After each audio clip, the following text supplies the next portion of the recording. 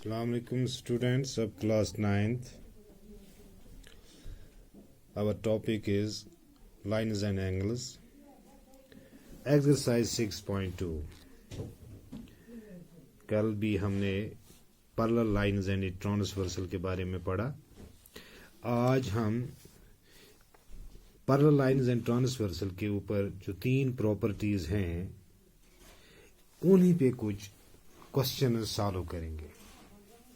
तो यहाँ पर पहला क्वेश्चन जो है, in figure 6.20 find the values of x and y and then prove that x and y then show that A B parallel C D. यानी ये एक फिगर है जिसमें 2 लाइनें ए बी और सी डी आपस में पैरेलल हैं। एक ट्रांसवर्सल दोनों को कट करता है एट 2 पॉइंट्स। यहाँ एक एंगल है एक्स और यहाँ है वाई। ये 2 एंगल्स हमें मालूम करने हैं और साथ साथ ये भी बताना है क्या A B parallel C D है। क्योंकि हम लिखेंगे, अगर हम मानते हैं कि ये जो ट्रांसवर्सल है ये एक लाइन है, असल में ये एक लाइन है। यहाँ पर एक्स और यहाँ पे इसकी जो मेजरमेंट है इस एंगल की वो 50 डिग्री है। यानी ये लाइन जो है इसके ऊपर 2 एंगल्स बनते हैं एक्स और 50। हमने पिछले क्लासों में भी ये पढ़ा कि जब एक लाइन होगी उसके ऊपर जितने भी जाविये होंगे उनका सम 180 के बराबर होता है। तो यहाँ पर हम लिख सकते हैं कि x + 50 = 180।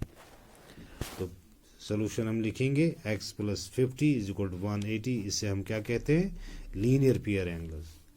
अब चूंकि x = 180 - 50 which is equal to 30। अगर हम इसी की मतलब ये जो x और y जो है ये ऑल्टरनेट इंटीरियर एंगल्स हैं। चूंकि x और y जो है ये है ऑल्टरनेट इंटीरियर एंगल्स, तो ये आपस में बराबर होते हैं। हम लिखेंगे y = 130। क्यों? y = x। असल में y क्या है, y = x, लेकिन ऑल्टरनेट इंटीरियर एंगल्स हैं ये। तो इसलिए हम जब हम कहेंगे कि y 130 के बराबर आया तो x y के बराबर है ऑल्टरनेट इंटीरियर एंगल्स, तो x जो है वो भी 130 के बराबर है।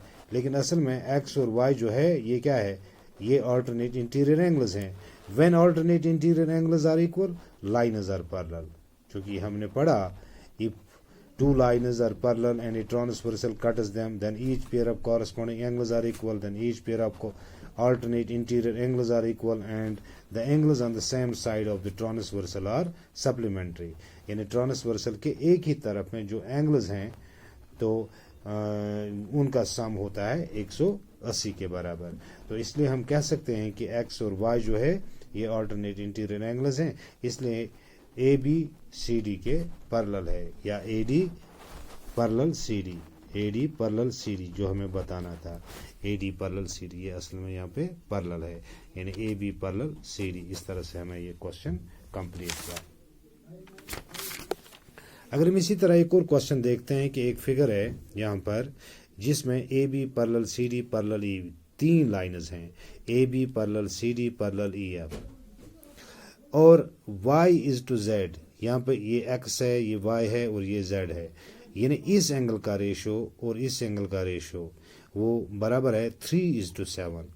यानी अगर ये 10 डिग्री है, अगर ये मान लेते हैं ये 30 डिग्री है तो ये 70 डिग्री का होगा।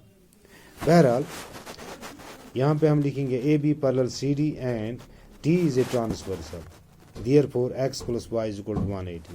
यानी अगर ए बी और सी डी पैरेलल है, x + y जो है ये angles on the same side of the transversal वो क्या होता है, सप्लीमेंट्री होता है। यानी इसका सम x और y का सम 180 के बराबर, वही मैंने यहाँ पे रीजन लिखा। क्योंकि A B parallel C D and C D parallel E F ये गिवन है, तो यहाँ से हम निकाल सकते हैं रिजल्ट ए बी के फिर ई एफ के पैरेलल है। यानी ए बी ई एफ के पैरेलल है। यहाँ पर अगर हम शक्ल की तरफ नजर दौड़ाएंगे, ए बी किसके पैरेलल है, ई एफ के। ये एक ट्रांसवर्सल है, यहाँ पर एक्स और जेड बराबर है। यहाँ पे लिखेंगे हम x = z alternate interior angles. क्योंकि ऑल्टरनेट इंटीरियर एंगल्स, अगर हम यहाँ पर लिखेंगे एक्स प्लस वाई किसके बराबर है 180, जो पहले ही हमने लिखा, लेकिन यहाँ पर एक्स जो है वो जेड के बराबर है ऑल्टरनेट इंटीरियर एंगल्स। तो जेड प्लस वाई, ये जेड जो है plus Y, Z plus Y किसके बराबर है 180, Z plus Y is equal to 180, Z plus Y is equal to 180। अगर हम यहाँ पर लिखेंगे Z plus Y is to Z किसके बराबर है, वाई इज टू जेड यानी Y is to Z is equal 3:7, ये हमें गिवन है।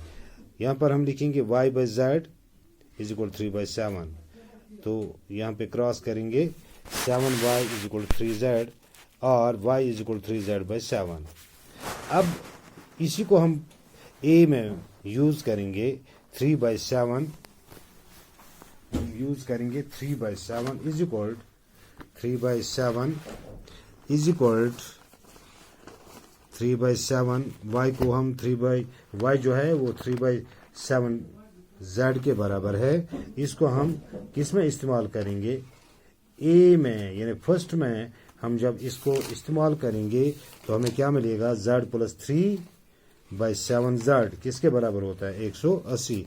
अगर हम इसको मल्टीपल करेंगे तो ये किसके बराबर आएगा 3z plus 7z divide by 7 is equal to 180।